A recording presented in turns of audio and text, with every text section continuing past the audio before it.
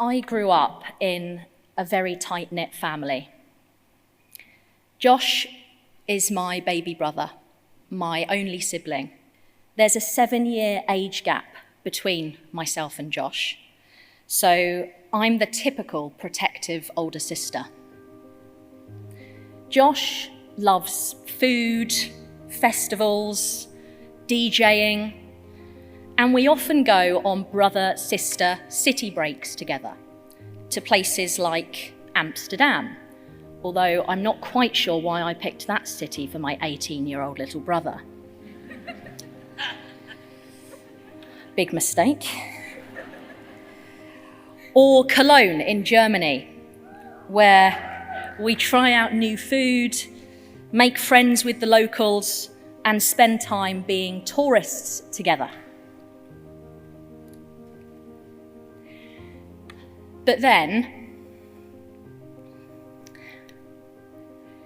at 5:59 a.m.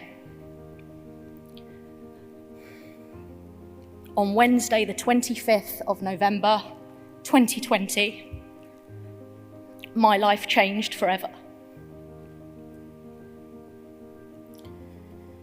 My parents opened my bedroom door, turned on my light, and they sat at the bottom of my bed. My dad looked up to me and he said, "It's Josh. He's killed himself."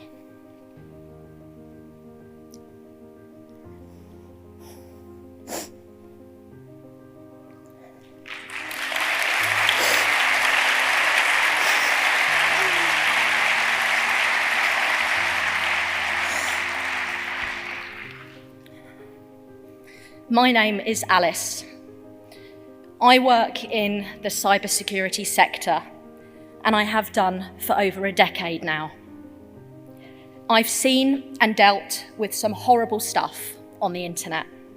A few years ago, my brother fell victim to the very material that I was protecting people against. I want to shine a light today on the dark corners of the internet that's rarely spoken about. My unique view on cybersecurity led me to become obsessed with going online and searching for everything to do with the topic of suicide. I turned my focus to my brother's technology. Had he gone online to search for similar things? Could I gain an insight into his mindset by looking through his search history? Once I gained access to my brother's devices, it didn't take long before I had my answer. Josh had been researching how to end his own life. What shocked me was some of the content that my brother was able to view. Websites which provided him with step-by-step instructions on how to end his life. Forums packed with individuals encouraging him to end his life. These websites even gave pain scales for each method of suicide. Every month, there are 1.2 million internet searches for ways to take your own life. By utilising my skill set, I have created an online tool called Ripple. Ripple is a crisis intervention browser extension. It can be downloaded on computers and laptops worldwide. Ripple can even be deployed on Wi-Fi networks at sports stadiums, airports, train stations, coffee shops. Once downloaded, if somebody goes online and conducts a harmful search relating to the topic of self-harm or suicide, Ripple will intervene and interrupt that search. That person will be guided through a filter of breathing exercises and then signpost that person to free 24/7 mental health support services.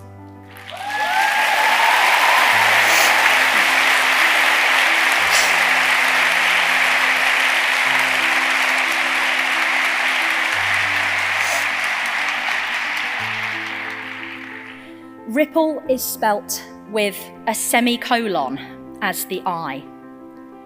The semicolon is the international symbol of surviving suicide.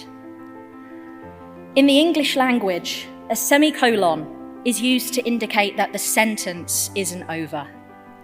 There is more to come. In this context, the semicolon is used to show that your story isn't over. Keep going. To date, Ripple has now been downloaded over 1.8 million times around the world. It's intercepted just under 20,000 harmful online searches. And even though the tool doesn't capture or monitor any personally identifiable information, I've now been approached by 26 people directly to tell me that they're still here because Ripple intervened at their most vulnerable point.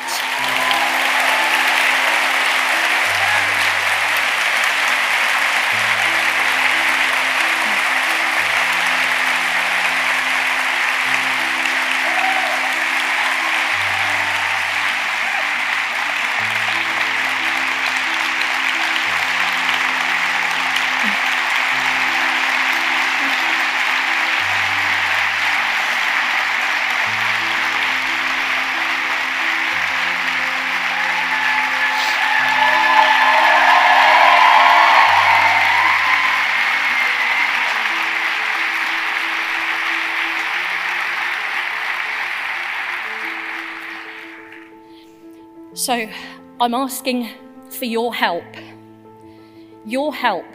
to go back to your employer, go back to your college, your university, and tell them about Ripple.